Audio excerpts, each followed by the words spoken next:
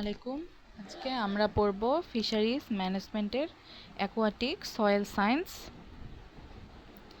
Aquatic soil সায়েন্সের বায়োটারবেশন। বায়োটারবেশন কি? বায়োটারবেশনের সংজ্ঞা হচ্ছে, এটি হলো জলাশয়ের তলদেশে বা ভেতরে বসবাসকারী গর্তবাসী জীবদের বেন্থিক অর্গানিজমের কার্যকলাপের ফলে সৃষ্ট পলির আলোড়ন।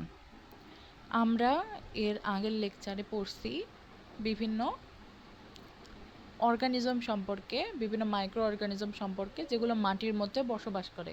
তো বায়োটারবেশনটা কি? ওই অর্গানিজমগুলোর যেগুলো হচ্ছে জলাশয়ের তলদেশে বা মাটির ভেতরে যেটা অবস্থান করে, ওদের কার্যকলাপের ফলে সৃষ্ট পলির আলোড়ন। Biological mixing and reworking of soil and sediment by organisms like worm, clam, plant root. Bioturbation হচ্ছে বায়োলজিক্যাল মিক্সিং আর reworking of soil and sediment by organisms like worm, clam, plant root, burrowing, ingestion, defecation, biosedimentation, এগুলো হচ্ছে বায়োটারবেশনের অংশ। Oxygen flux, mud shrimp, lugworm, plume, oxygenated fresh water from water column into their burrow.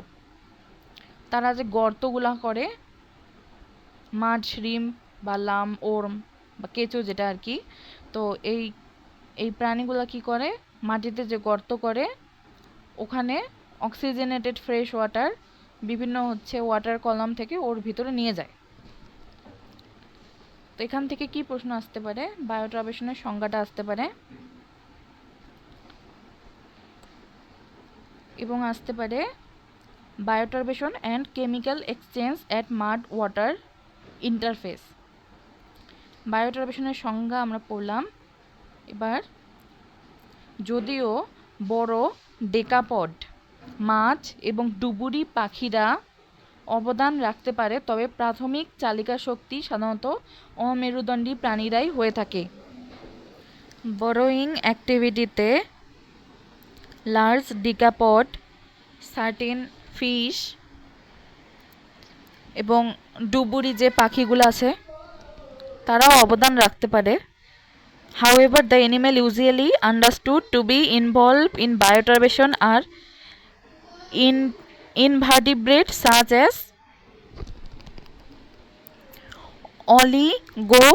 অলিগোকেট পোকামাকড়ের larva, অলিগোকেট কৃমি বা অলিগোকিয়াটা warm, insect larva পোকামাকড়ের larva, crustacean যেমন চিংড়ি, বাইভাল্ভ মলাস্কা বা বাইভাল্ভ মলাস্ক। বাইভাল্ভ মলাস্কের মধ্যে গেছে ক্ল্যাম্পস আছে, স্নেল আছে। প্রভাবের নির্ধারক সমূহ মিশ্রণে মাত্রা নির্ভর করে প্রাণীটির দেহের আকার, তার কার্যকলাপের মাত্রা এবং সে পলির কত গভীরে প্রবেশ করে তার উপর। মিশ্রণের মাত্রা কিসের উপর নির্ভর করে? প্রাণীটির দেহের আকার কতটা বড় অথবা ছোট, তার কার্যকলাপের মাত্রা, অনেক আছে স্লো মুভিং, অনেক আছে ফাস্ট মুভিং, এবং সে পলির কত গভীরে প্রবেশ করতে পারে তার উপর। উল্লেখিত মূল প্রক্রিয়াগুলো হলো জৈবিক মিশ্রণ এর অন্তর্ভুক্ত হলো গর্ত খোঁড়া, ভক্ষণ এবং মলত্যাগ, জৈব অবক্ষেপণ জৈবিক কার্যকলাপের মাধ্যমে,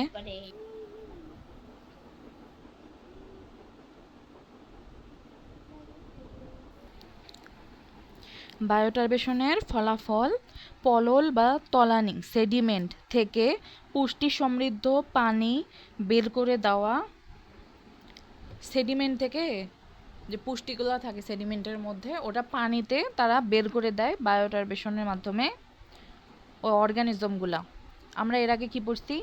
আমরা গত লেকচারে পড়ছিলাম নাইট্রিফাইং ব্যাকটেরিয়া, ডিনাইট্রিফাইং ব্যাকটেরিয়া, এছাড়াও অ্যাক্টিনোমাইসিটিস, এছাড়াও বিভিন্ন ওর্ম, এরপর অ্যামিবা, সিলিয়েট, এগুলো প্রোটোজয়া। এছাড়াও বিভিন্ন প্রিডেটর আছে, প্রিডেটর। তো এরা মেইনলি কি করে, এরা পুষ্টিগুলা রিলিজ করে, রাইট? তো ওটাই এখানে বলছে যে সেডিমেন্ট থেকে পুষ্টি সমৃদ্ধ পানি বের করে দেওয়া এবং ওপর থেকে অক্সিজেন সমৃদ্ধ পানি নিয়ে আসা। এখন তারা একদিকে গর্ত করতেছে, গর্ত করে পানি ঢুকাচ্ছে। যখন গর্তটা করতেছে তখন পুষ্টিটা ঠেলে সামনের দিকে দিচ্ছে আর পানিটা ভেতরের দিকে নিয়ে আসতেছে। পৃষ্ঠস্তর বা সারফেস লেয়ার থেকে গভীর স্তরে কণা জাতীয় পদার্থের সক্রিয় স্থানান্তর। পৃষ্ঠস্তর থেকে গভীর স্তরে কণা জাতীয় পদার্থের সক্রিয় স্থানান্তর ঘটানো। তলানির উপরিভাগে মলমূত্র, গুটি বা বডি প্যালেট, ফেসিয়াল প্যালেট বর্জন বা জমা করা।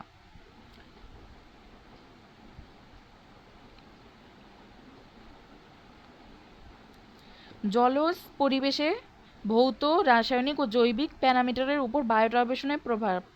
The influence of biotransportation on physical, chemical and biological parameter in aquatic environment. উদ্ভিদের বৃদ্ধির জন্য জলজ পরিবেশে ভৌত, রাসায়নিক ও জৈবিক প্যারামিটারের উপর,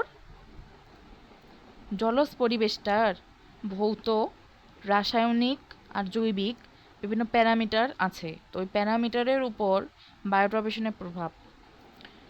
উদ্ভিদের বৃদ্ধির জন্য প্রয়োজনীয় সব প্রকার অত্যাবশ্যকীয় পুষ্টি উপাদান এবং উদ্ভিদের বৃদ্ধির জন্য যতগুলা পুষ্টি উপাদান আছে সেগুলো এবং প্রাকৃতিক জলাশয়ের সামগ্রিক উৎপাদনশীলতা। প্রাকৃতিক যে জলাশয়টা আছে এটার উৎপাদনশীলতা, মানে জলাশয়ের মধ্যে যে হচ্ছে বিভিন্ন ফাইটোপ্লাঙ্কটন যেগুলো আসবে, ফাইটোপ্লাঙ্কটন জন্মাবে, জু প্লাঙ্কটন, এগুলো কোথা থেকে আসে? মাটি থেকে আসে, ঠিক আছে? মাটি যেমন গাছের বৃদ্ধিতে সাহায্য করে স্থলজ ভাগে, আবার জলজ ভাগের যেসব ফাইটোপ্লাঙ্কটন বা ছোট গাছ আছে সেগুলোর উৎপাদনশীলতা কোথা থেকে আসবে? মাটি থেকে আসবে। জানা রাসায়নিক উপাদানগুলোর মধ্যে প্রায় 50% উপাদান পানিতে পাওয়া গেছে বলে জানা গেছে। যতগুলা কেমিক্যাল এলিমেন্ট আছে তার 50% পানিতে পাওয়া গেছে। তো এই পানিতে কিভাবে আসলো? মাটি থেকে আসছে। জলজ পরিবেশে জীবন টিকিয়ে রাখার জন্য এই বৈশিষ্ট্যটি অত্যন্ত গুরুত্বপূর্ণ। বায়োটারবেশনটাই এখানে গুরুত্বপূর্ণ ভূমিকা পালন করে, না হলে হচ্ছে জলজ পরিবেশে না ফাইটোপ্লাঙ্কটন, জু প্লাঙ্কটন এগুলো টিকে থাকতো, না মাছ বা মাছের মতো বড় যেসব জীব আছে সেসব টিকে থাকতো। মাছ উৎপাদন প্রাথমিক উৎপাদকের, প্রাইমারি প্রডিউসার সংখ্যাগত ও গুণগত বৃদ্ধির উপর নির্ভর করে। মাছটা উৎপাদক, যেমন প্রাইমারি প্রডিউসার হিসেবে হচ্ছে ফাইটোপ্লাঙ্কটন থাকে, এটা সংখ্যাগত আর গুণগত মানে কোয়ালিটেটিভ গ্রোথ আর হলো কোয়ান্টিটেটিভ গ্রোথ এর উপর ডিপেন্ড করে। উৎপাদনশীলতা পানির গুণমানের উপর নির্ভর করে এবং তা গুণমান মূলত সাবস্ট্রেট বা তলানির মাটির গুণমানের উপর নির্ভর করে। Productivity depend on water quality and water quality depend on quality of the soil. জলজ পরিবেশের প্রোডাক্টিভিটি কার উপর ডিপেন্ড করে? ওয়াটার কোয়ালিটির উপর। ওয়াটার কোয়ালিটি কার উপর ডিপেন্ড করে সয়েল কোয়ালিটির উপর অফ দ্য সাবস্ট্রেট, যেই জায়গায় অবস্থিত সেই জায়গার। Productivity of a water body depend ultimately on the soil water interaction. কোনো ওয়াটার বডির প্রোডাক্টিভিটি ডিপেন্ড করে সয়েল ওয়াটার ইন্টারেকশনের মধ্যে, মানে পারস্পরিক মিথস্ক্রিয়া। Soil structure